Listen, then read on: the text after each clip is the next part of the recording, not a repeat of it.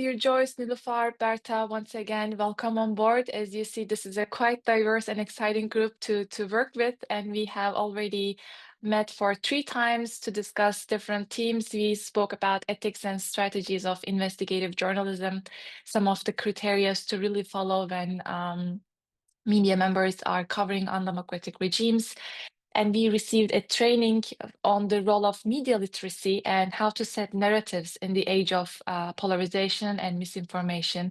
And last time we gathered together, the theme was how to navigate through transnational repression, censorship, what are the tools to combat digital harassment, and what are really the emerging forms with the latest technologies taking over our sort of shrinking our space in many different forms, while it has surely its own benefits. And today, the topic will be cross-cutting line between journalism and human rights advocacy, another very critical thematic discussion that I think we really must be more aware, because while we have been speaking in every session, but while there are many intersectional areas between journalism and human rights advocacy, they both have their distinct norms, ethics, strategies, and we really want to hear now more about some of your professional expertise on how you transition in between these two hats. We would really love to all your work have been internationally acknowledged.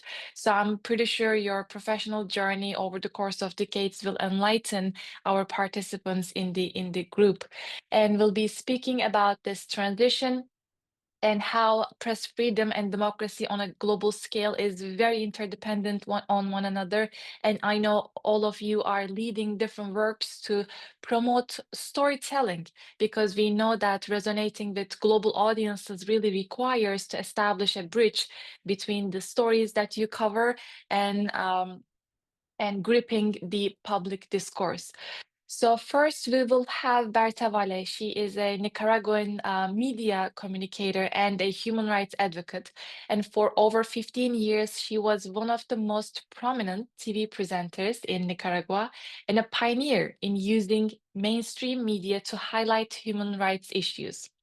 After the 2021 arrest of her husband, opposition leader Mr. Felix Maradiaga, she became a leading voice for political prisoners. Berta co-founded 2 global initiatives focused on political prisoners: the End Arbitrary Detention Initiative, together with her husband at the University of Virginia, and Free Them program at the World Liberty Congress. She currently leads the WLC's Global Financial Freedom Initiative as well, which equips dissidents and activists in repressive regimes with tools like Bitcoin to bypass censorship, access to humanitarian aid, and communicate securely.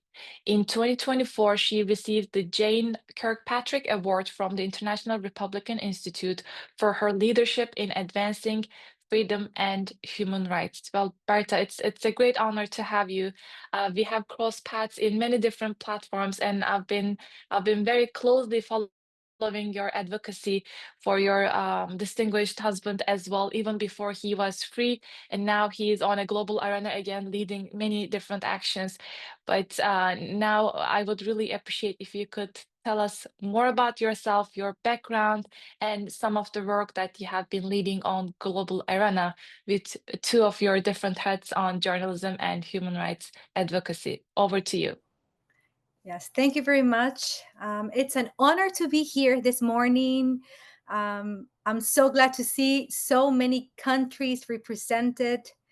And it's really important because, um, from my experience, every time I learn about the situation in other countries, I learn also what to do in situations similar as in my country. So this is amazing. So congratulations for joining this conference. As Cemre mentioned, well, I'm Nicaraguan. I worked in television, so I don't like to call myself journalist because officially I didn't study in Nicaragua. Like having the title is very important. So I worked for many years in on TV. My background is I'm an economist. But I was a senior TV anchor for the morning shows. So every morning, I was in front of TV for 3 hours, and we had the largest TV show in the country. Um, but I don't know if you know more a lot about Nicaragua, but sadly, in 2007, the Sandinistas came back into power. The Sandinistas were uh, the party that um, uh, was part of the civil war in the 80s. So there's a lot of conflict because of this civil war in the country. So they came back into power, and the first thing they did was to reform the constitution in order to have uh, to be reelected, which was not possible before. And Daniel Ortega named his wife the vice president in 2016. And now this year they reform again the constitution. So the wife is now the co-president. So now in Nicaragua, we have the president, who is Daniel Ortega, and the co-president, who is his wife, Rosario Murillo. And as you can imagine, the kids, who are a lot, are running all the ministries. And basically, it's a dictatorship becoming a dynasty. So all the civic space were closed in Nicaragua, particularly after 2018, when we have a massive protest against the regime. And the way that the regime reacted was by killing more than 355 people during this protest, mainly students. Um, and this happened because they tried to reform the social security in the country. So, as you can imagine, people said, like, this is enough. And people went to the street, and we have all this protest. But that time, I already left this large morning show that I told you, because I became 2 years before that, 2018, the general manager of a TV station. It was a local TV station. We produce we call it national content, which is more like like shows that the TV network produced, comparing to other stations who had soap operas from Mexico and other countries. So because of that, uh, and we had the possibility of speaking up and denouncing what was happening in the country with this repression. The persecution started, and in 2018, the regime killed the first journalist during a coverage, and all this was live. And of course, as you can imagine, our colleagues and all the media started denouncing what was happening. So after 2018 to now, because of the repression in Nicaragua and because of the dictatorship, more than 280 journalists have come into exile, which for us is a lot because Nicaragua is a very small country, only 7 million people. And just last year, 48 journalists were forced into exile because of the repression. So basically, we don't have any independent media in Nicaragua. Actually, Nicaragua is the only country in Latin America that doesn't have a print newspaper anymore, because La Prensa, who was the largest and oldest a newspaper, was confiscated. Actually, the report in 2024 says that more than 24 media outlets were confiscated or closed. And what I mean closed is that you cannot operate anymore because of the repression, but also because fiscal repression. So if you used to have a small, let's say, media in a local town, they will go after you, and they will charge you, let's say, taxes, and at the end they are forced to close. So that's the way that now there's no independent media. And there's only official media. So we call it that is basically a propaganda for the regime and what they want to say. And right now, sadly, we have 4 journalists that are imprisoned. And one of our colleagues, her name is Fabiola Tercero, is the one that worries the most because she has been disappeared for almost a year. And when I see disappear, is that she haven't been able to see her family or friends or lawyers, and we don't know exactly where she is located. We also have 3 other journalists that had been imprisoned, arbitrarily detained, of course, last year. The last one was in February this year, and it's a very complicated situation because, um, from my experience, having my own husband being in prison because of the law, which are also arbitrary sometimes, it says that the family members are the one that have to, look for them. But in practice, even the family cannot access them. They don't have information. They don't have the right to have a lawyer to defend themselves. And they are accused under laws that are basically invented and created by the regime to accuse and to stop dissidents in the country. Another thing that happened also after 2018, and this was something that the regime in Nicaragua copied from Russia, for example, is the establishment of laws that were created to silence any critical voice. And today we have more than 5,500 NGOs that had been closed or confiscated in Nicaragua. So there's no civil society working officially in the country. Of course, we still have, people on the ground, and doing some work, reporting abuses from the regime. But this is undercover, we say, like very decentralized, very, very low profile. And this is the way that we keep having access to what is happening in the territories. But officially, there's no NGOs. And one of the things they did, as I mentioned, is that they implemented this law called La Ley de Agentes Extranjeros. It's about foreign agents. And maybe you have heard this in your own countries.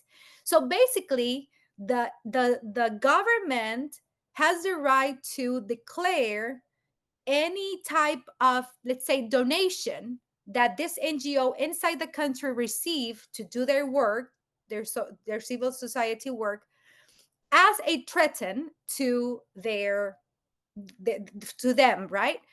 So because of that, they can accuse any person that is working in this NGO. So, and I mentioned this because this was something that really impacted media in Nicaragua. So before, media had the opportunity to work, and have income through advertisement, as usual, as they work.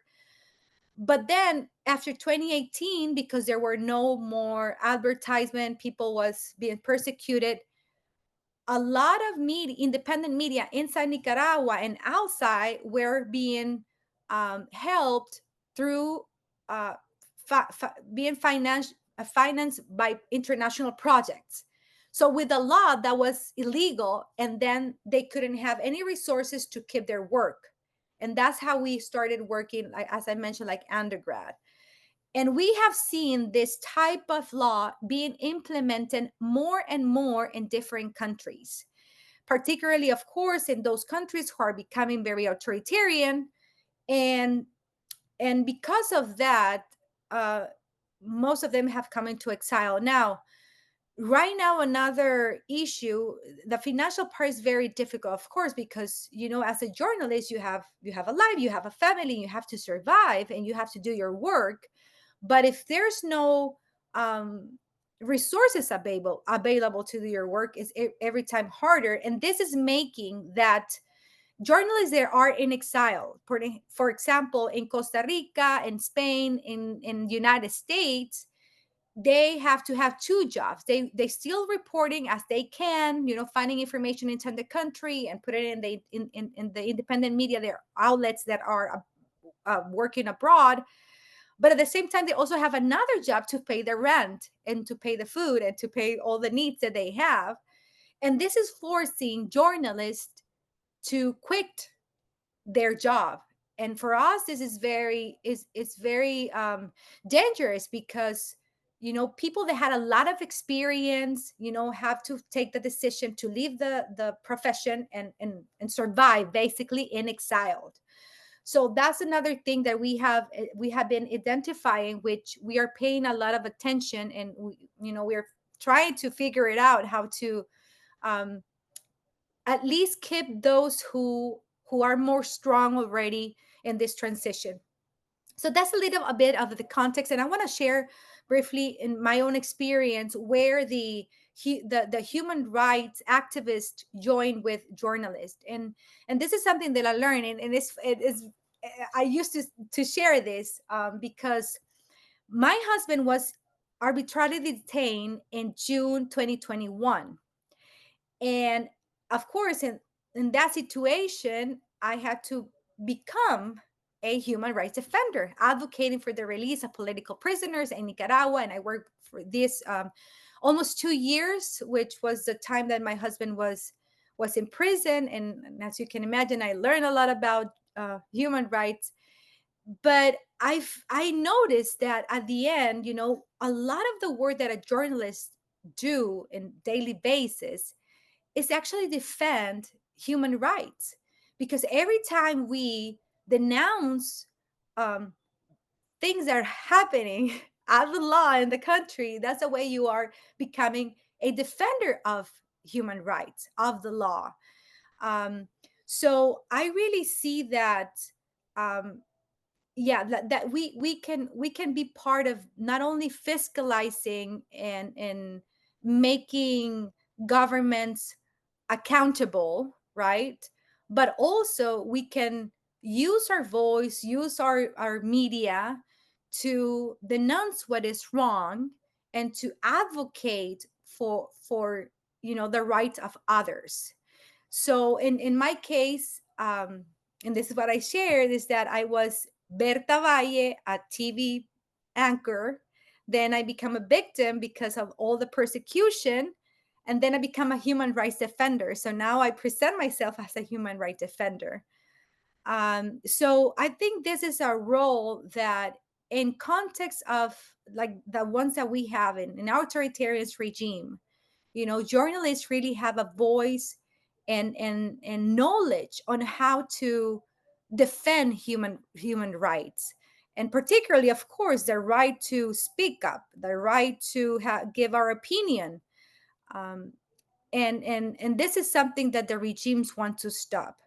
And I'm going to end, and I promise I'm going to end because I know we only have 15 minutes, is the situation right now where, and this is why I entered this, I learned about this technology, which is Bitcoin. I don't know if you have heard a bit about Bitcoin, but basically, Bitcoin was the first cryptocurrency that was created. It's decentralized. So that is what makes it really unique. So, and when I was working with Voces en Libertad, which was this organization that we created with other colleagues here in Exiled, in order to have keep journalists inside the country, but also supporting those media outlets that were created abroad, from journalists that were established in Costa Rica, for example. They created they transitioned their let's say, for example, TV station or um la prensa, how do you say that, the el periódico, oh my god, the the newspaper, sorry, the newspaper, right? They transitioned to do it online. So with this organization that we created, the idea was to have people inside the country so they can send information to those media outlets that were being established in online, and they were like reorganizing. And one day, uh, our journalist, we have a network of 20 journalists in every state in the country. One of them called us and told us that the police went to his house and they were asking him if he was collaborating with us. This was 2 years ago, and of course, as you can imagine, he said, no, I'm not working with them, I'm not, I'm not involved with that, because even being a journalist it's dangerous in Nicaragua. You can go into prison. So anyway, he went to the police station, he was interrogated for a day, he slept there, and he kept saying no, no, no, until the police show him a bank statement saying, oh, you're not collaborating, so tell me who is sending this money. And of course, because they have surveillance, they know all the network, they know the names. And there is where we realize that, surveillance was everywhere. There's no bank. I don't know how to say this in Spanish, is sigilio, but it's like, the banks cannot reveal the information of their customers, right? So of course we evacuate him. We went to Costa Rica. Otherwise, he was going to be into prison. Um, and now we are seeing this, right? And again, having resources, financial resources available for journalists in the ground is very important. But how are we going to send these resources into the countries where you cannot use the bank system because there's surveillance, or even remittances? Because now in Nicaragua, if you want to receive a remittances, you have to bring your ID, and that's the way they get your name, they get your address. But not only that, the regime decide who to give the ID. So if your ID is expired and you want to get a new one, you can't, because if they don't want to give it to you, you don't have an ID. And without an ID, you cannot receive your remittance. You see, so they know how to close the spaces and put things difficult so we cannot operate. So it happens that we have been having this experiments, let's say, with this cryptocurrency where they can, receive some resources for their basic needs, at least to have a phone recharge or internet. And through that, we have been, trying to understand how we can support journalists inside the country, besides all the situation that the regime has created to stop any type of voices. So I will leave it there, and if there's more space later, I can share more. Thank you.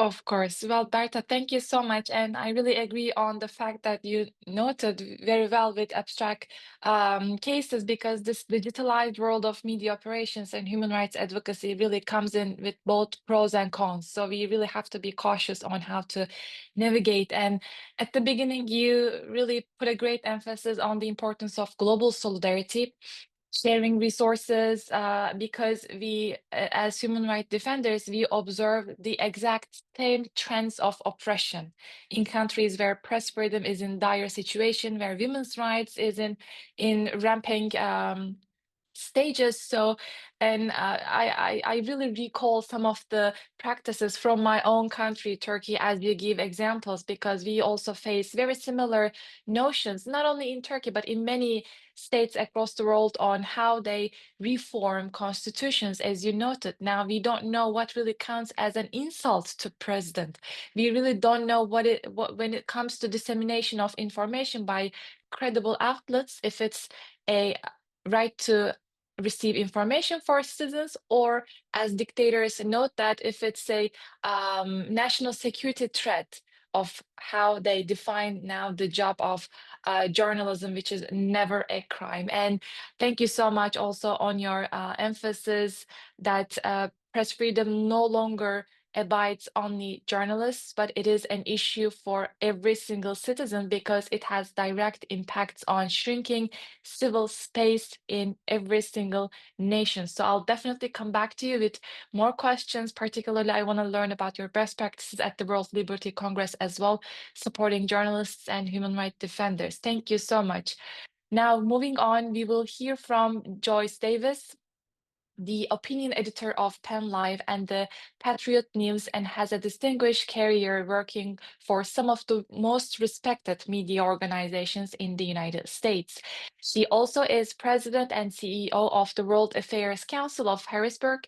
She also is an award-winning journalist and internationally acclaimed author who has lived and worked around the globe. Joyce Davis served as an associate director of broadcasting for Radio Free Europe, Radio Liberty in Prague, Czech Republic. In her senior role at the International Broadcasting Agency, Ms. Davis supervised hundreds of reporters and editors assigned to radio and internet services to Iran, Iraq, Afghanistan, and the countries of Central Asia, and worked as deputy foreign editor and special correspondent for Night Reader newspapers. In 2002, the U.S. Secretary of State's Open Forum awarded Davis a Distinguished Service Award and Women in International Security. Well, Joyce, great to have you. I think when it comes to human rights advocacy and journalism, you are also in our network one of the top names to host, and this program really created a wonderful opportunity to hear more about your expertise. So the floor is yours for your 15 minutes. Over Thank to you, you. Cemre. Thank you so much, and thank you, Berta. I have to tell you that one of the things I've been discussing with my fellow journalists here in the United States is whether we need to now turn to our brothers and sisters around the globe to learn how to deal with oppression and with authoritarianism. I have to be honest in sharing with you that we fear we are stepping into those muddy waters in the United States of America. And that is something to say because I never dreamed that a country that was responsible for helping to spread democracy and helping to be an advocate for a free press around the world will suddenly find itself under the cloud of oppression and of censorship. That being said, let me just share with you where we are now and where journalists like me are now. We very much, of course, American journalism has always considered itself, independent of government and actually a watchdog on government. This watchdog role is very central. It's almost like we are a fifth pillar column of the United States government in that we are supposed to actively seek out and watch what's going on locally in local government, in our state government, and in our national government. And we're supposed to be free to report that and to protect sources and not go to jail for that, although many journalists have gone to jail for not disclosing their sources. But what we are facing in the country now, we thought we always could depend upon our Constitution that guarantees freedom of expression, that guarantees freedom of the press. But what we are finding, and alarmingly so, is a disregard for the laws and for the rule of law and for our Constitution. This has never been more stark than in the accidental deportation of someone who was in the country legally, a Latino who was in the country legally, a father who was accidentally deported to a horrible jail in Venezuela. And the courts now have ruled that that was wrong. He should be brought back. He should not undergo that. But no action has been taken by the administration to rectify that. In fact, they invited the president of Venezuela to come to the White House and to say, can't do anything about it. Sorry, it just happened. That's the way it is. And that's our concern, that despite our strong laws and protections, they are being ignored. And so, what will be the repercussions of that? As we look at the situation in our country that is emerging with immigrants and there being ICE. I don't know if you've heard about ICE, but this is the Homeland Security officers that go around and try to find people who they believe are illegal aliens in the country. And they are staking out everything from schools to supermarkets to churches.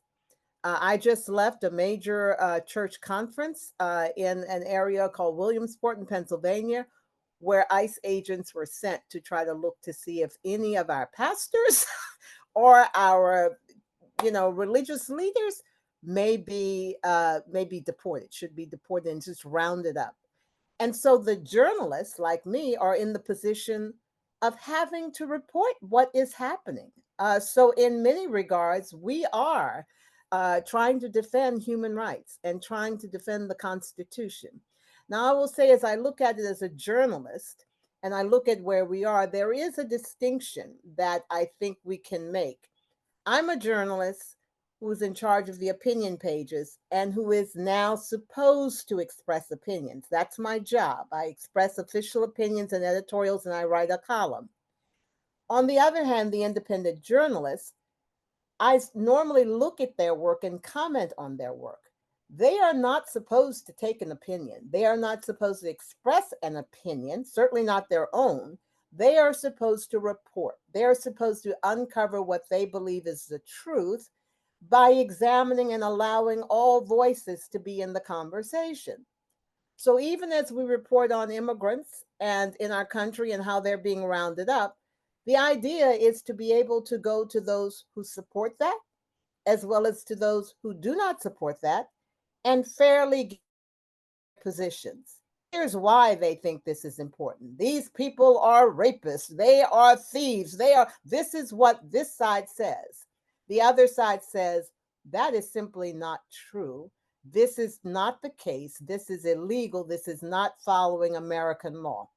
Someone like me looks at that argument, steps back and says, the only side that really makes sense now is the side that says we are not acting according to the US Constitution. So I'm supposed to go in and draw the conclusion and the opinion.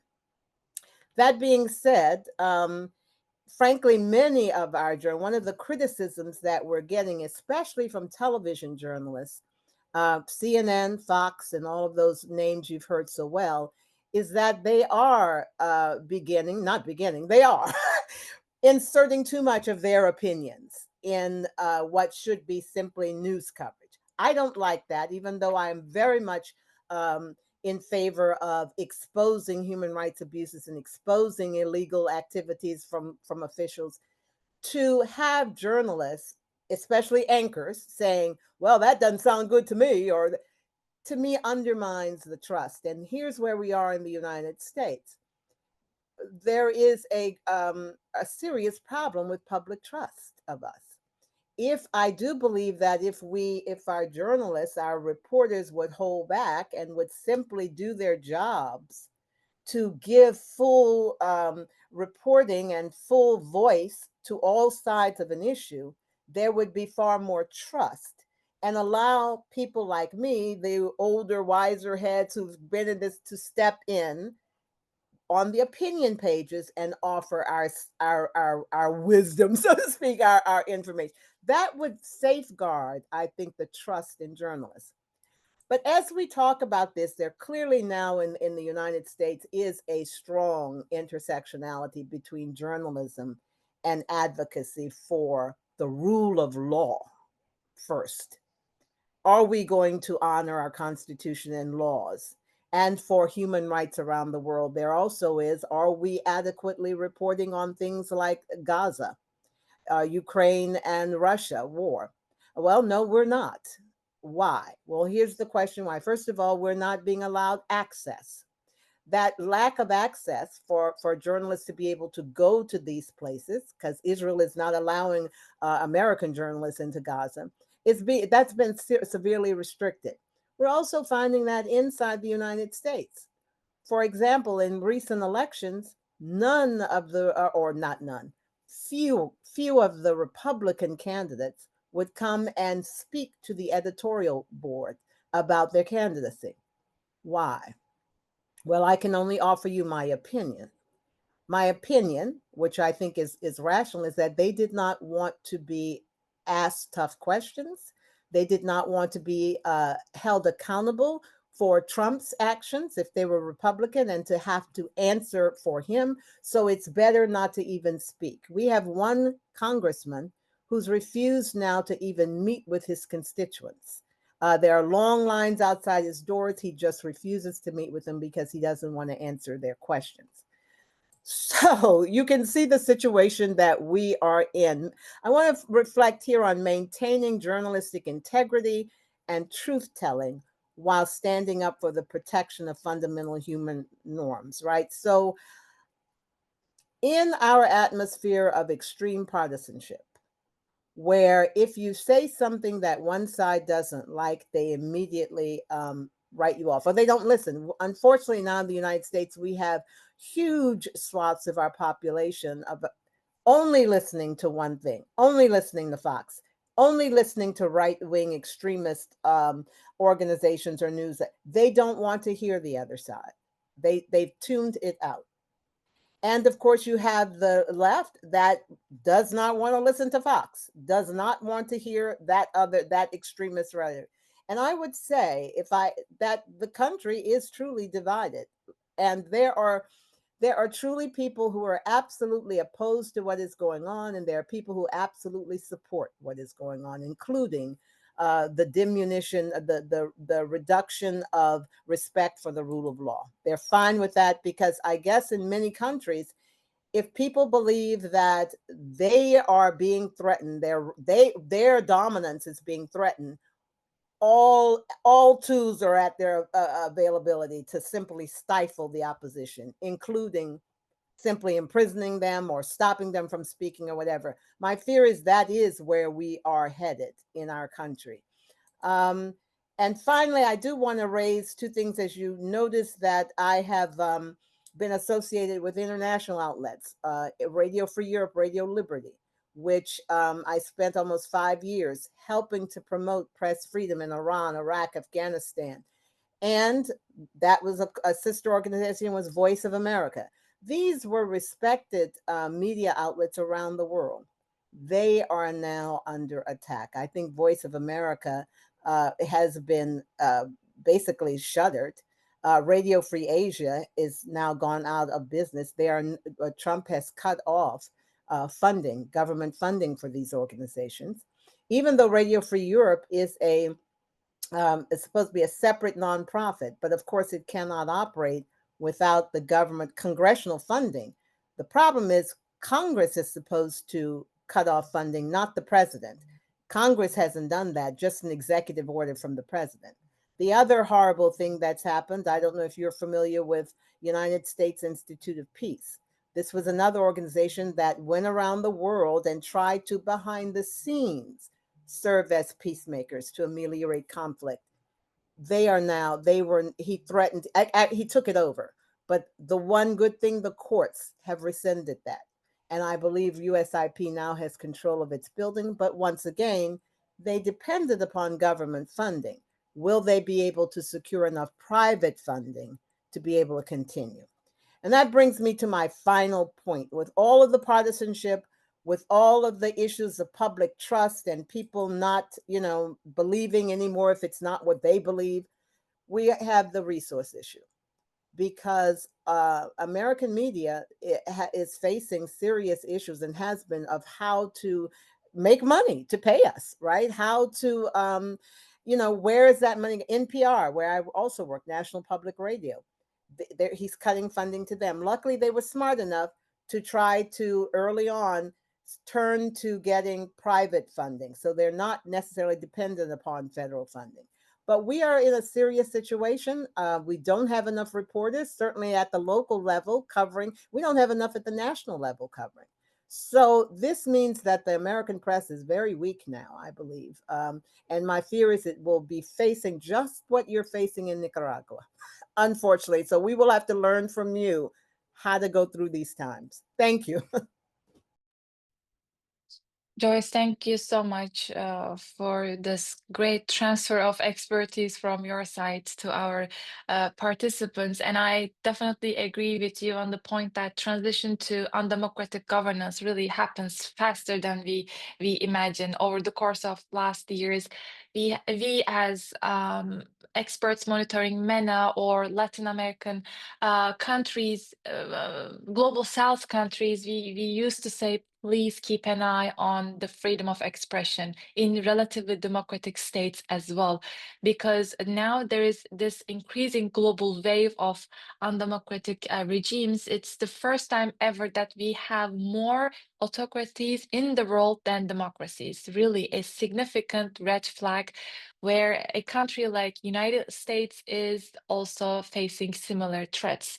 So we really live in times where the fundamental norms are changing, and your emphasis on the rule of law was very critical and very much binding with the presentation of Berta as well, because from her we have heard of how a country case example on amendments to national constitutions are limiting the space of journalists and human rights advocates as well. And another important point that we heard from you was this politicized and extreme discourses, really polarizing societies into even further ends, where this atmosphere of fear and disintegration really work towards governments who have a very discrete political mission to benefit from this loss of trust in governance, this loss of trust in media, because we also as citizens are unsure which information to consume. We're consumers, right, at the end of the day, and we have to be very cautious. And I think your point is also very relevant on the fact that there must be equal source of information outstreams coming from either end, because that's where we have a balanced media ecosystem. And these are very, very critical information to speak on which ends we see advocacy and journalism being intersected on one another. So I think we will definitely come back with more questions from the audience as well. Couple notes before I move on. The attendance sheet is shared once again. It will be open maybe for the next 10 minutes or so. Please make sure you fill out the form. And usually when I ask if we have any questions from the participants, people would like to wait a couple minutes to see who is gonna go up, but then the panel is coming to an end. I see more and more hands. So please do not hesitate to be a part of the discussion. And right after Nilofar's remarks, we will dive into an interactive sessions. It doesn't have to be a question. We love to hear your perspectives from your own regions as well. So we look forward to having your voices represented. My last speaker for today is Nilofar Moradi, a journalist and human rights advocate with a bachelor's degree in law and political science. Um, she has over a decade of experience in journalism and human rights activism.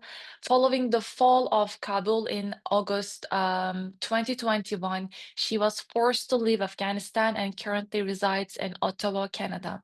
She is one of the central figures featured in the documentary Unfinished Journey, which tells the story of four Afghan women leaders navigating life after the fall of their beloved country. Despite this great loss, they continue to fight for human rights and a better future. Nilofar remains committed to advocating for the rights of women and minorities in Afghanistan and emphasizes the need for global solidarity in defending women's rights. Well, Nilofar, thank you so much for your confirmation to be with us this morning to speak to us, because surely takeover of the Taliban regime brutally devastated many lives, millions of lives, but had a historic detrimental impact on the lives of millions of young women and girls. We have heard absurd situations where they are banned to participate in civic life, in economic life, public life, where their voices was washed away. And this is how we define gender apartheid regimes, in fact. And there are many global solidarity actions also being led, not enough, but surely taking steps forward, that our global citizens also know more about the impacts of gender apartheid on women and on everybody else, because we know that women's rights are human rights for all, right? So over to Nilofar for her 15 minutes remarks. Thank you so much. Thank you so much, Cemre. Good morning and good afternoon, everyone. I would like to sincerely thank to Cemre to inviting me for this important webinar. It's a great honor to be here with you today. I would like to begin my talk with a brief reflection on the current state of media and freedom of expression in Afghanistan. Since the Taliban returned to power in August 2021, the space for media has been severely restricted. Journalists face threats, arrested, censorship, and constant pressure. Many media outlets have been shut down or are operating under extremely difficult conditions. According to credible reports, hundreds of violations against journalists were recording just in the past year, ranging from the threats and engagement to equipment and bans on broadcasting programs. The restriction and pressure highlight the importance and necessity of the efforts of independent journalists. I believe journalists working the politically observed societies with limited freedom of expression often find themselves inevitably drawn in the advocacy. When faced daily with harsh realities such as war, violence, and corruption and systematic human rights violations, one can no longer remain just a neutral observer. We become part of the story, not only to report it, but to take a stand against it. In many countries, especially under authoritarian regimes, mainstream media avoid sensitive topics. They do not seek conservatory, they seek truth. They become the voice of those who have been silenced, but this path comes with risk. Threats, censorship, arrested, and even exile. In my personal journey, reflections this reality. I come from a Hazara family in Afghanistan. Our community has endured over a century of systematic discrimination, persecution, and targeted mass arrests by various groups, including the Taliban. Even under the different government in Afghanistan, Hazaras were often excluded and marginalized from the power and participation. I grew up in a remote village in Daikandi. I still remember that small radio my father bought for me. Every evening, I would climb to the roof to get better signal and listen to birds in my village. That planted a deep love of journalism in my heart. Although I studied law and political science to follow my family's wishes, I could not ignore my passion, and I entered an open competition and without formal journalism education, become a political TV presenter and TV anchor on one of Afghanistan television channels. Reaching that point required incredible resilience. At that time, Afghanistan media, despite censorship and pressure, was among the first and most vibrant in the region. Women played active role in the media. Many newspapers, radio stations, and TV channels were led by women. But everything changed when the Taliban returned to power. Women lost not their jobs and education, but also their basic freedoms and dignity. Since the Taliban took over 100 decrees have restricted women's rights. What we are witnessing is not just discrimination. This is a gender apartheid and a crime against humanity. After the fall of Afghanistan, I was forced to flee the country, and exile was not just change of location. It was the beginning of a new chapter in my fight.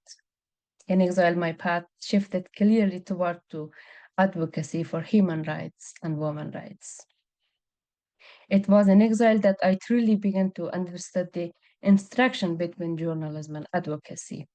As a journalist, you are a storyteller, and as advocate, you become part of the story itself.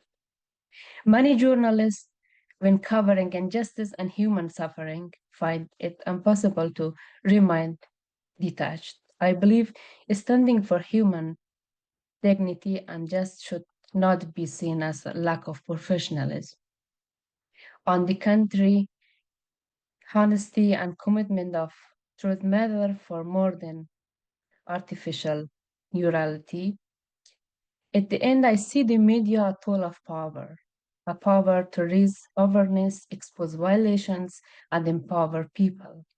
Whether as a journalists or advocates, we have a responsibility to use that power in the service of humanity, to break the silence of observable narratives that carry not only the pain, but also the resilience and hope for those fighting for justice. And now I would like to share with you a story behind the documentary Unfinished Journey, a project that for me became much more than just a film. It became a continuation of our voice in exile, a collective act resist. After the fall of Kabul in August 2021, like thousands of other Afghan women, I was forced to flee. I spent 11 difficult months in Greece waiting for my immigration process to be completed so I could move to Canada.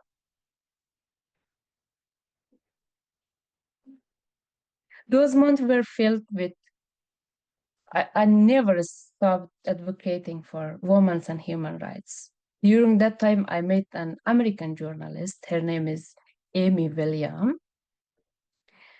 And at the refugee support organization in Greece. When she heard my story, my past as a journalist in Afghanistan, the challenging of starting over from zero, learning a new language, resigning children in exile, adapting to a different culture, and continuing to fight for justice from afar, she invited me to participate in a documentary made to sharing the untold stories of Afghan women in exile. She believed, and I agreed, that the world needs to see that even outside Afghanistan, women are still fighting not only against external barriers, but also against inner collapse and loss. Migration is not the end of a struggle. It's the opening of a new difficult chapter in our life. An Unfinished Journey tells the stories of more than 4 Afghan women, each engaged in human rights work, advocacy, and activism, determined to draw global attention to the crisis in Afghanistan. The film doesn't only focus on us in exile, it also includes raw and powerful footage of women-led protests inside Afghanistan, showing the extraordinary courage of those resisting on the ground. In the film, I share my journey as a Hazara woman from a historically persecuted ethnic group, continuing my fight for justice after being forced to leave my homeland.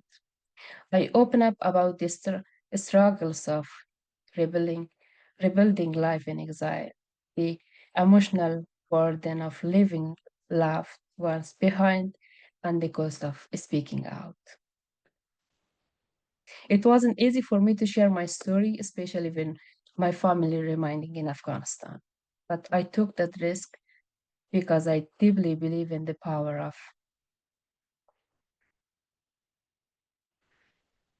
storytelling to create empathy, raise awareness, and inspire change. An Unfinished Journey premiered in the Geneva International Human Rights Festival in 2024 and Hot Dogs Festival in Canada and has since been screened across Canada. The response has been overwhelming. People connected with our story, and many activists and audience expressed strong solidarity and support with us. What makes this project especially meaningful is that was initiated by a journalist, but became much more than journalist. It became a human rights narrative, a collective voice for justice. In a world where so many voices are silenced, this documentary showed that even in exile, telling our stories, an act of resistance, and sometimes journalism and advocacy are not separate paths. They are work together toward truth and dignity. Through media and advocacy, we hold a powerful tool to shed light on the truth, inspire action, and amplify and voice for the unheard. And thank you so much for your attention and patiently listening to me. Thank you. Nilofar, thank you so much from the bottom of my heart. Your resilience story really does have many lessons for all of us in the room, and I think the most if I need to summarize your presentation in one sentence, that would definitely be advocacy makes you the part of the story sentence. That was very impactful. That was very, very important. Well, I also would love to honor your mother as well, Tahera Moradi, because I am privileged to know Nilofar's mother as well. She is a prominent civic leader from Afghanistan who held many different governmental positions. And like herself, she had to leave Afghanistan as well. And I've been following the journey of Nilofar since she was in Greece. In fact, the first time that we got in touch, and that's really, really encouraging for me to see how Nilofar's journey progressed, and now she's back at the stage full force, as her advocacy in journalism efforts are being recognized on the international arena. She's participating at film projects, documentary actions, and I see her receiving more and more awards, recognitions, working on the global project. So thank you so much, Nilofar. And your emphasis was particularly important, as you said. Sometimes you fear to hurt your family members back at home, or your dear friends or other colleagues. That's a very true statement, because as we work with exiled journalists or media professionals, we see that persecution does not really stop, even if they leave their homeland, because what happens is that this increasing trend of transnational repression does not leave media journalists and media professionals alone. We see variety of increasing forms of repression. This may appear in the form of oppressive states using their diplomatic leverage, tools of globalization, really to shrink their space in third or fourth homelands, countries, from abductions to financial restrictions, unnotified actions taking at Interpol, cancellation of passports, impacting mobility of journalists to attend conferences, to speak at different international platforms. So there are countless of successful Afghan women stories across the globe. Many media outlets are also working particularly to highlight stories of Afghan and Iranian women who are on the front line, really combating gender apartheid regimes. So thank you so much. We'll have comments and questions on your journey as well. But to start the interactive session, I see a question posed by Firdevs from Australia. If you are available, please do join us, unmute yourself, open your camera. We would love to have your question posed by you. If not, I will, of course, read it out. Thank you. Hi, first of all, thank you for all the presentations. It was lovely. So this is more relating to Joyce's discussion. So you did say that there is a serious issue with public trust and that journalism should be factual and not opinionated. However, I want to discuss that there's also like the current issue that the general public do struggle with critical thinking, and they do prefer to adopt opinions from surrounding media instead. So we see this a lot with current youth as well, where they simply absorb all the opinions that they are surrounded with in media channels. So how would we promote critical thinking and independent opinions when most media is biased and significantly influential? And secondly, can critical thinking survive a biased media environment? I'll tackle that. And I even found myself saying at one point, well, of course, we're in such dire times. Maybe all the rules of journalism should just be thrown out. Now it's time for full advocacy. But the truth is, I used to be so very, very proud of the American type of journalism, where I would go and I once covered a KKK rally, a Klan rally. Wow.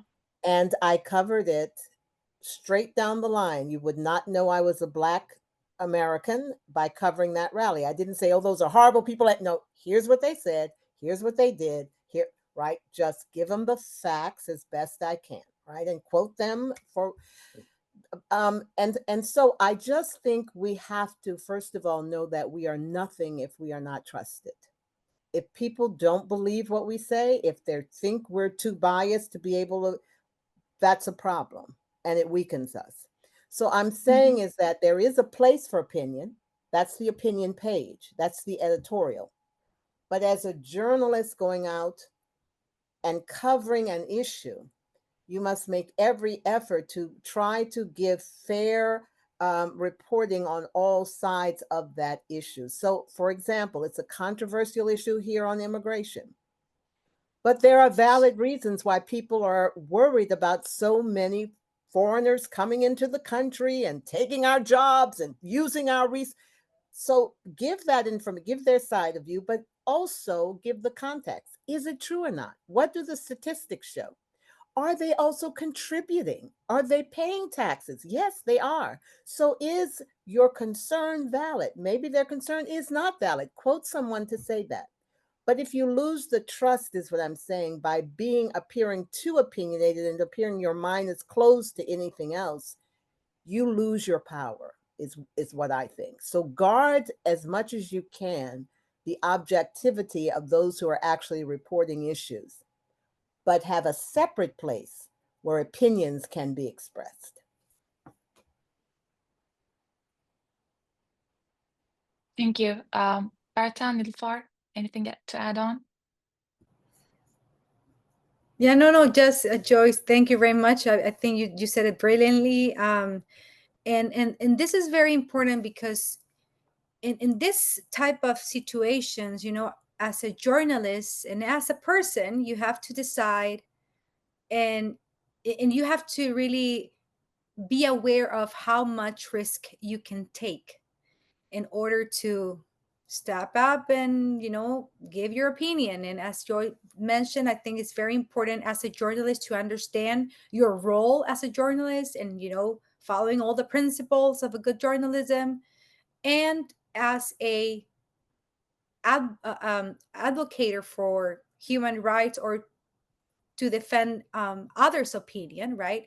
And understanding where to do that is very important, because sometimes, in our case in Nicaragua, because of the situation, we saw how journalists were becoming commentarist, and that is not what the principal journalist tells us, right? So and then of course I have seen in my case that's the case where I said, hey, I cannot be any more a journalist. I am becoming a human rights defender and an activist. So as Nilofar mentioned, you come from being the one covering the story to be the story, in the report.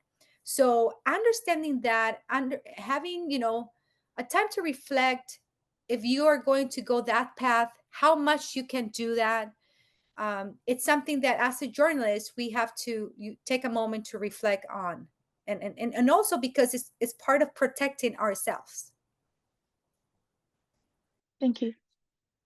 Berta, I think that was important because you really summarized in a very good nutshell how the blurry line in between journalism and advocacy becomes very definite by its own borders when once you become part of the story, again resonating on Nilofar's emphasis, then your role have to change, because then going back to Joyce's reflections, that may be a spot where you might lose your how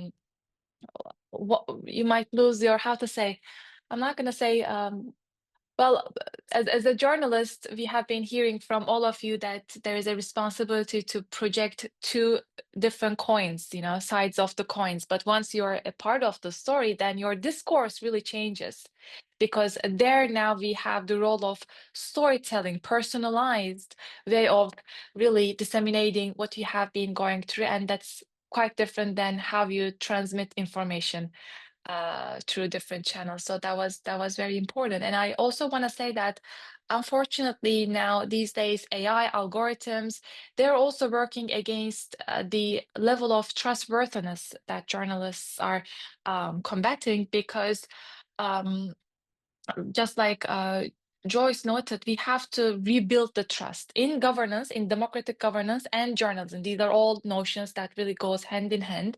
And I was just reading a report released by former Twitter. The rate of their compliance with the state's legal request to close down credible media accounts, journalist accounts, is around the rate of 80%.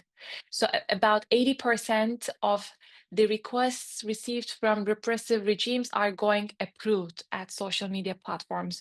So it's also very important that we have tech leaders on board collaborating with us to make sure that we have influential policy actions favoring the free, independent journalism, not the oppressive policies of member states. So that's another discussion, but we also have to keep this very important fact in mind and be mindful on what we consume in this lens as well. Thank you so much, Firdaus. Now I will give the floor to Yusra, but then Ahmad had very interesting comments in between. If he would like to join the discussion by sharing his comments, I would really appreciate. But now the turn is Yusra's. So, hi, am I audible? Yes, you are. So, firstly, I would like to say thank you for a valuable presentation and sharing your perspective with us. So, my question is that democracy is meant to protect freedom of speech. But do you think that democracy or perhaps media conglomerates with democracy operating human rights advocacy and causing hindrance in human rights advocacy and journalism's ability to defend human rights?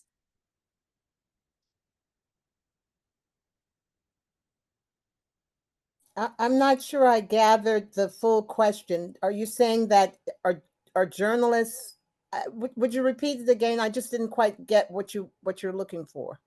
So my question is, democracy is meant for freedom of protection of freedom of press. So do you think that democracy plays a role in causing hindrance, or maybe media conglomerates causing hindrance in human rights advocacy or journalism abilities to defend human rights? Does democracy hinder the ability to defend human rights? Yeah. I don't think so. I think democracy, because a true democracy has a strong rule of law. Here's laws that will protect everybody. That's what I have a concern with, even in our country, where we see we worry about white nationalism. Well, that is a movement that wants to only protect one group. We want to have a law that makes sure everyone is protected, whether you're white, black, green, yellow, orange, the same rules apply to you. You can't be stopped from going into a place. You can't be fired from a job because of whatever. The same democracy guarantees those protections. But here is truly the issue. And I am struggling now with democracy because democracy is also the rule of the majority. So if the majority of people, right, are not thinking straight at any given time, and they may want to dominate other people, they will vote that. So that is a potential weakness of democracy. And what we all also knew in the United States, that democracy is dependent very much on an informed citizenry. The people who vote have to know what they're voting for, and they have to understand democracy. And what's happened in the United States is that for the past, let's say, decade or more, maybe a generation, we have weakened the teaching of civics in our education in schools. When I was coming up, we had to take a civics course to understand government and understand the citizen's responsibility in a democracy. That stopped about 10 to 15 years ago, where that was not mandated course. I think we're seeing the results of that. Americans do not fully understand what their responsibility is in a democracy and that they must be informed. And the other aspect of that lack of information is the weakening of the press. They don't trust us. They don't read what we're saying, many of them. And so they go to the polls and they vote based on biases and misinformation. So yes, democracy can hurt human rights just as it can help it. I hope that helped you.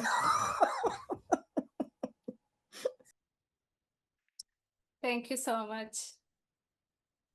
I just want to add something because you're Joyce. Oh my God, it's just so you're so clear. But just remember, like, yes, democracy is a mess sometimes, but it's the best way of government that we have, and we have to protect it. Otherwise, we'll have what we are seeing around the world, as Cemre mentioned. More than 80% of the world is now becoming authoritarian, right? And that is important about how people is being educated on these topics. And let me tell you, I came into exile in 2018 here in the US. And our dream in Nicaragua is to have free and fair elections. And I seen my husband putting his life on risk in order to rebuild democracy in our country.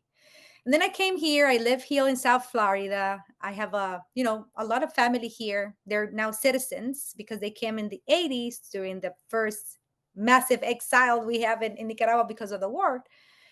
And they were having elections. And I went to the library. I used to go to the library, and I start seeing all these people out there, like just participating. And I went back to my cousin's house and I say, hey, are you going to vote? Like today is they're going to vote. There's things happening in the library.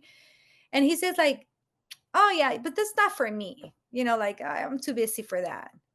And I felt so disappointed because, people were dying in Nicaragua because we wanted to have fair, free and fair elections. And you have here this huge opportunity and people don't go.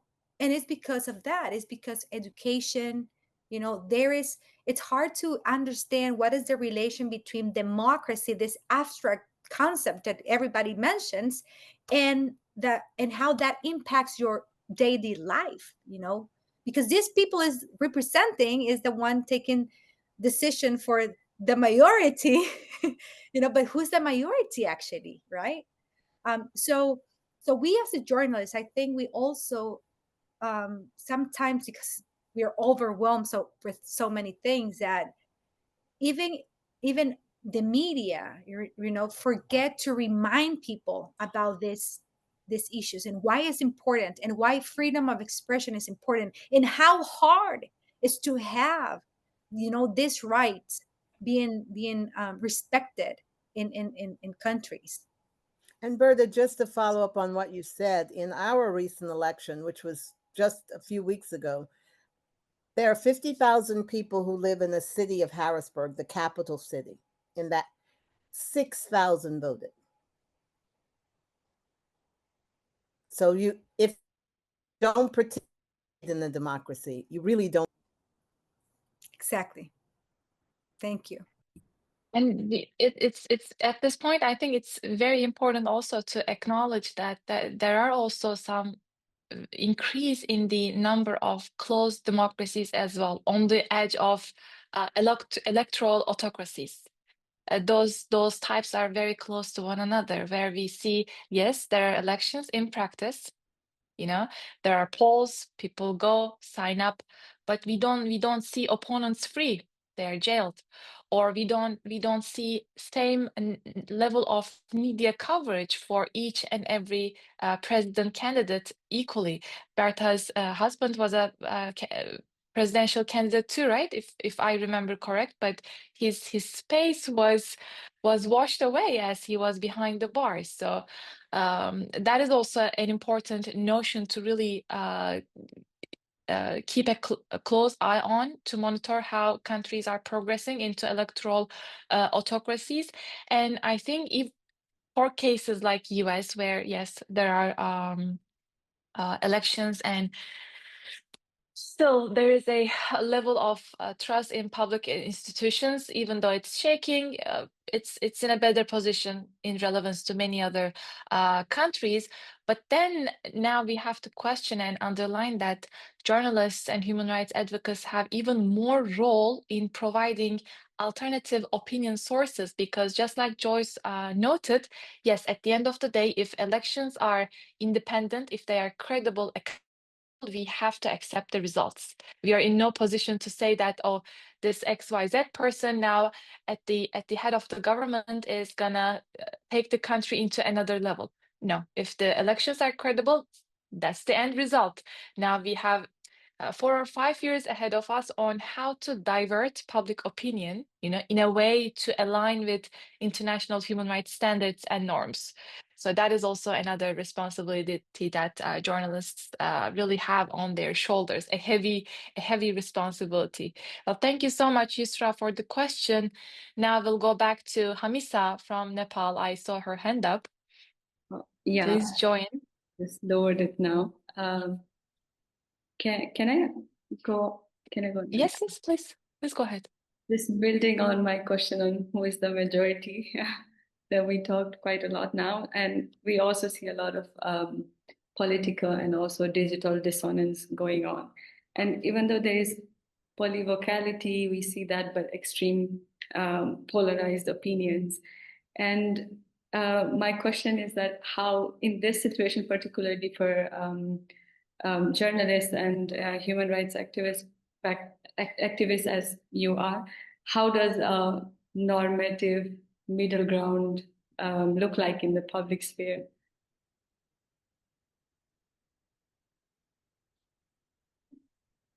It's open floor. Please go ahead. I think she's asking someone like me, right? I care very much about human rights. It's in my heart. I care about oppressed people. I want to do all I can to help people. How do I do that and still remain objective as a journalist, right? And that's why I feel freer now in my role, this role, as an opinion person, an editor. I write the editorials. I state opinions. I'm freer to do that. If I were a journalist, if I were simply a journalist reporting, I am not free to do that. I would have to guard my opinions. I can't applaud things. I have to keep a straight face because I need to have both sides able to talk to me if they will, right? Sometimes they might just look at you and say, I'm not talking to her because she doesn't look like anybody. But I need to at least do what I can to be open to everyone if I'm a journalist. In my role now, I'm freer to not necessarily have to have those constraints. So when I go to forums, I can say, well, that doesn't sound right to me. And I can at least insert some commentary. Shouldn't do that if I'm in a role. Absolutely. Well, Nilofar, do you have any reflections on this? If I know you are now more involved in advocacy, but if you still continue your journalism profession, do you see any barriers in between preventing your role as a journalist now that you are leading advocacy with your own personal story as well? Any reflections from your side? Okay. Unfortunately not, because when I moved to Canada, I have a struggle with the learning English as well. Sometimes my son correcting me with some pronunciation. It was very hard for me in beginning here. But here in Canada, to become a journalist, it's very hard, especially for us the language is our second language, and you have to have a professional education in Canada to be able to join the TV channel or radio station or something. But even in Afghanistan, some channels, they are still active, but they cannot work with us in exile because we are advocate and they are censored, the media situation in Afghanistan, and even the women cannot work. And yeah, but they have to, before in 2024, they have to wear a hijab, just cover their face. But now, even they cannot be in the screen, and the Taliban said that it's not just for women, even they can't like travel uh, more than 1 kilometer without a mahram, without a man. Yeah, but Accompanying them. it's really hard. Yeah, yeah, for me, and even I'm talking about that, I feel like, what should I say about what happened in Afghanistan? And women are removed from everywhere just to stay at home. But I'm still working for human rights and women rights inside Afghanistan. But it wasn't, who I choose, but I forced it to. Um, but I'm happy. I'm happy here, and I have a platform, and I'm able to be voice who cannot speak, and they are not allowed. But yeah. Well, you become the voice of many voiceless people, so that's a very sacred mission, above everything else. Well, Yeah. I thank you.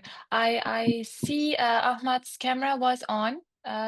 Would you like to join the discussion, Ahmed, with any Yeah, thank you comments? so And much. go ahead. Yeah, I was just writing down my question there in the comment section. So yeah, just let me voice it for you. I mean, most of the speakers we had in the previous webinars and even today in today's webinar, uh, many of them are the journalists who went to exile mostly because of safety reasons. And the countries they went to are mostly the United States of America and the United Kingdom. These are both of the countries, since my childhood, I have been told that are the safest to go, are maybe the cheerleaders of democracy, of human rights, and all other those humanistic principles. So I'm just wondering and curious to know that if the current, draconian type of situation would persist in both the countries. So, what other place does journalist have in mind to go to, and why? And or it will be the doomsday for journalism if this kind of situation will remain the same in both the countries. I mean, what else place they got on this planet Earth, or will we try to thinking to shift towards Mars? Any other thoughts? Thank you. Thank you. That's an Thank you. important question, and I think it would be wise for me to twist it a little bit, as we have the member of the World Liberty Congress as well. Berta has another hat and responsibility leading actions. So we can also say what are the other best practices that some of the member states are successfully endorsing, so that, like Ahmed asked, really provides a safe haven for journalists and advocacy members. Good, really good question. Now we go to the training in action. So from my experience, I think the answer, Ahmad, it's related to the region and the connections, the closeness that a person can have. And in my case, we came to the US because actually this is my second exile in my life. The first time I came to the US, I was 10 months old. My mother crossed with me in arms through the desert as an illegal immigrant. And a lot of families did the same. So I have bases here in the US. And that was one of the reasons I came, because it was easy for me to land here.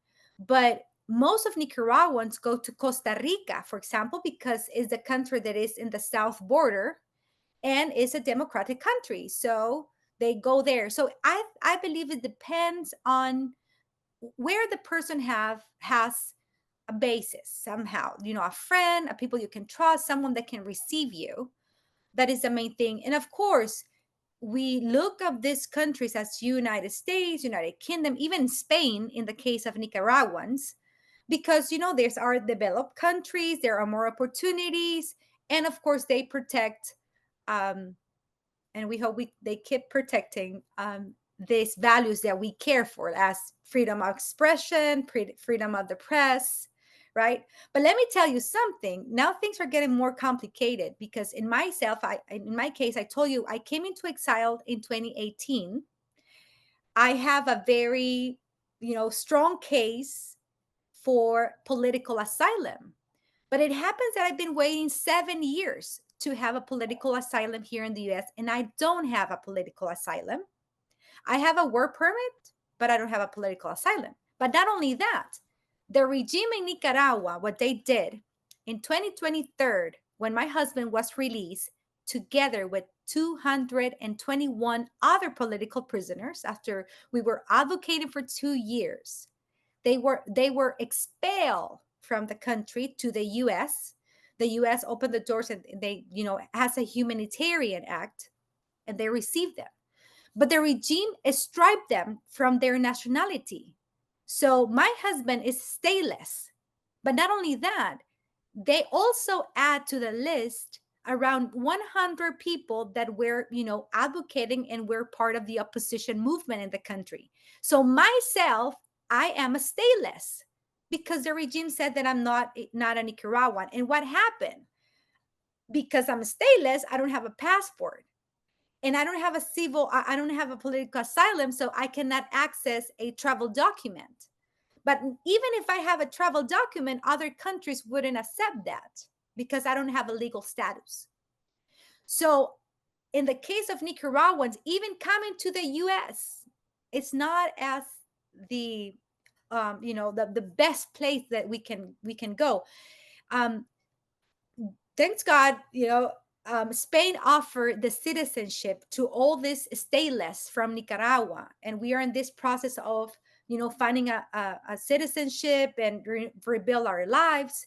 So my short answer would be, and I'm sharing like this is a specific case, is as a journalist that are working in authoritarian regime, we have to have a toolkit, step by step, on and with clear understanding of what to do in case of repression, persecution, surveillance, and one of the topics there is what to do in case you have to go into exile. So my question is more to you, like it's more personal. Like let's think about if you're in this scenario where you have to leave your country under really harsh circumstances, what will you do? Who is someone that can receive you? Maybe not here in the US, but what countries near your country which have, it's easier to access, where you can go, where you can rebuild it? Those are questions that as activists, as journalists, as human rights defenders have to think about. And let me ask you a question to everyone talking about this toolkit. And by the way, I will be glad to send you some ideas and you can share it later. But a lot of when the regime was confiscating the media, we have a lot of training in digital security, for example. They teach you that. A lot of women are teaching you about your passwords, how to, save information, and et cetera, et cetera. And it was really sad to see how many laptops and cell phones were taken away, and even webmasters with a weak password was confiscated because we don't follow the instructions and the suggestions and the recommendations. So again, as journalists fighting in this authoritarian regimes, we have to be clear on what to do. And in my case, like my husband, he was the activist, right?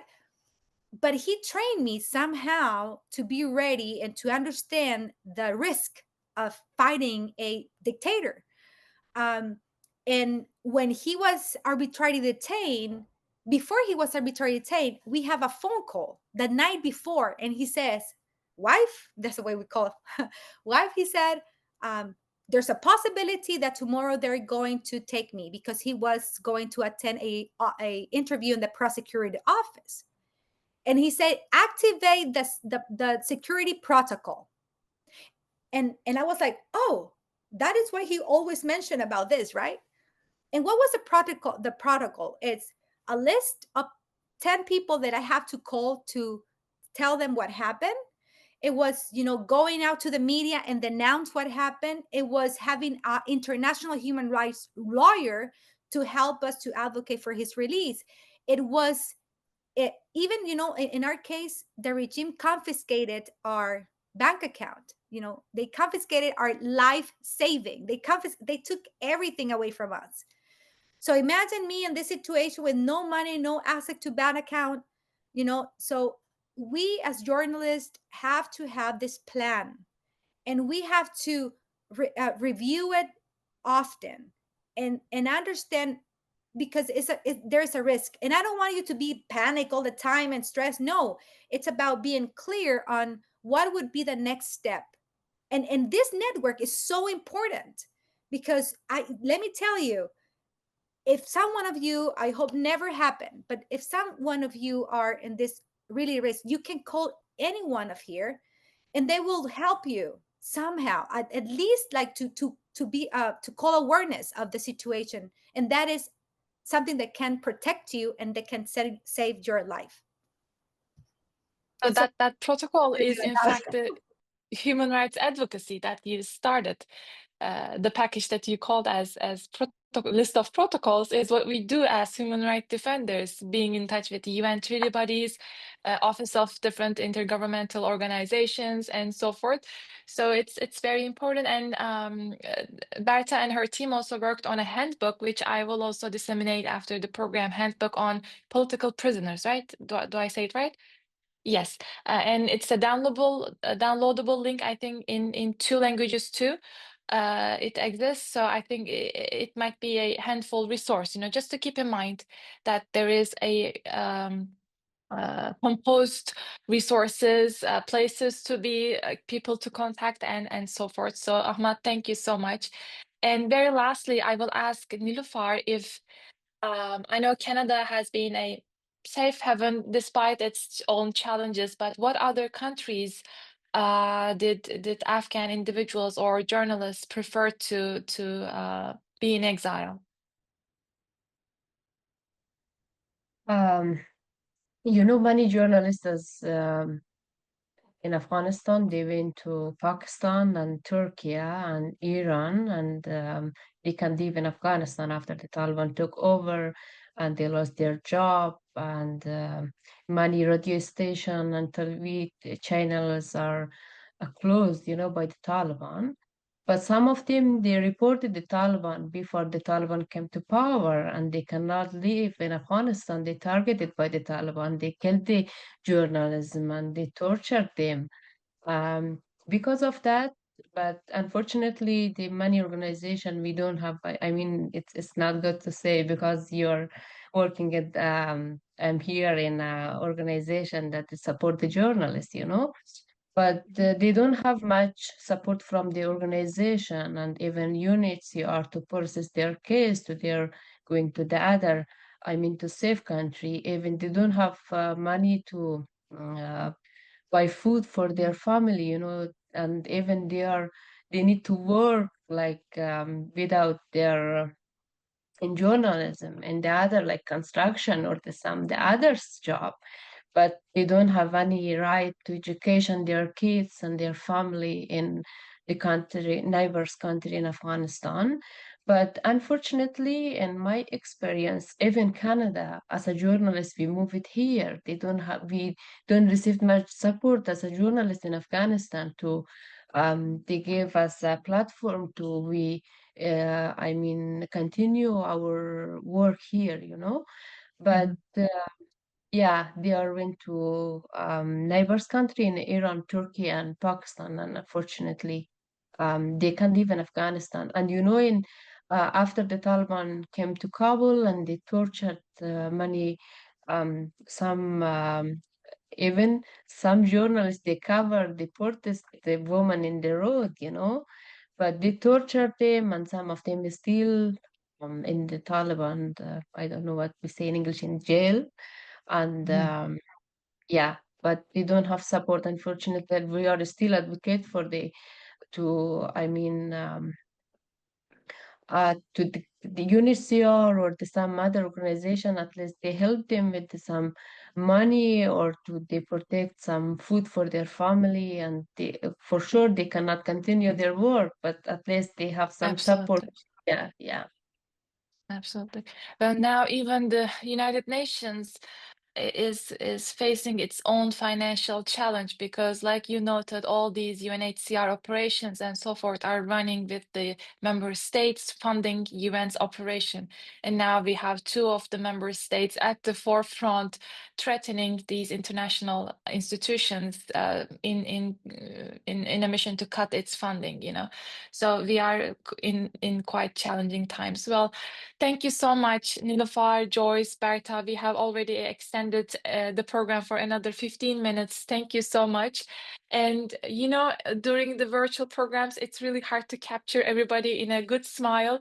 So I would appreciate if Berta is again available. Let's take a good group picture all together to disseminate the proceedings later on, and we'll be in touch again. So I'll be counting down from 3. Oh, just a sec. Okay. 3, 2, 1. Just once more.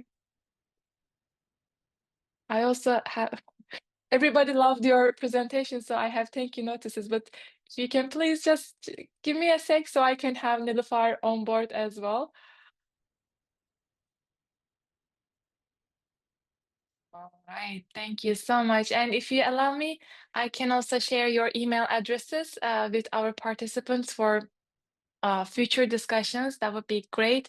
Again, thank you so much. That was an eye-opening discussion. We could have taken hours more. You know, these are topics that are very hot on our agenda, and we need more global support to stand in one another's cause, because we know that all these challenges are very much similar despite the differences in geographies, differences in cultures. We face same sorts of regimes limiting our space in every form and in every shape. So thank you so much once again, Joyce Davis, Nilofar Moradi, Berta Valle. We were honored to have you. And till next time, please take care of yourselves. Bye-bye. Thank you for your thank you marvelous so much. responses. Bye. Thank you, Bye. everyone. Bye-bye. Thank you so much. Thank you, everyone. Thank you.